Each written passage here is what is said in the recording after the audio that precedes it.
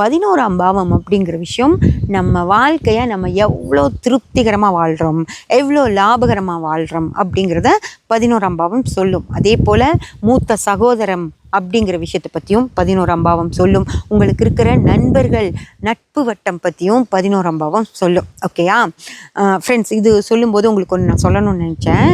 11ஆம் பாவம் அப்படிங்கிறது நண்பர்கள் அப்படின்னு சொல்லி நான் சொன்னேன். அதுக்கு ஒரு அம்மா என்கிட்ட பார்க்கும்போது, எனக்கு ஃப்ரெண்ட்ஸ் தாங்க எல்லாமே ஹெல்ப் பண்ணுவாங்க, நீங்கள் எனக்கு 11 கெட்டிருக்கு, ஃப்ரெண்ட்ஸ் எனக்கு அவ்வளோ சிறப்பாக அமைஞ்சிருக்க மாட்டாங்கன்னு சொல்லிட்டீங்க. அப்படிலாம் இல்லை, எனக்கு ஃப்ரெண்ட்ஸ் தான் எனக்கு ஃபுல் ஹெல்ப், எனக்கு ஃபேமிலி கூட ஹெல்ப் இல்லை, ஃப்ரெண்ட்ஸ் தான் என்னை பார்த்துப்பாங்க அப்படிலாம் சொன்னாங்க. ஃப்ரெண்ட்ஸு இல்லைன்னா நான் சொல்லலை, நண்பர்கள் இருப்பாங்க. ஆனால் ஆத்மார்த்தமான நண்பர்கள் இருக்காங்களா?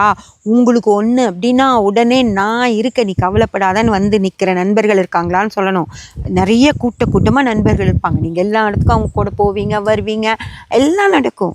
ஜஸ்ட் ஒன்று ஒரு ஊர்கா மாதிரி பயன்படுத்துகிறவங்க உன் நண்பர்கள் கிடையாது. உனக்காக நாங்கள் இருக்கோன்னு வர்றாங்க பார்த்தீங்களா, அவங்க தான் உனக்கு நண்பர்கள். அது உங்களுக்கு தெரியும். ஜஸ்ட்டு நண்பர்கள் எத்தனை பேர் நம்ம பார்க்குறவங்களாம் என் ஃப்ரெண்டுன்னு சொல்லிக்கலாம். அவங்க எல்லாரும் ஃப்ரெண்ட் ஆகிட முடியுமா?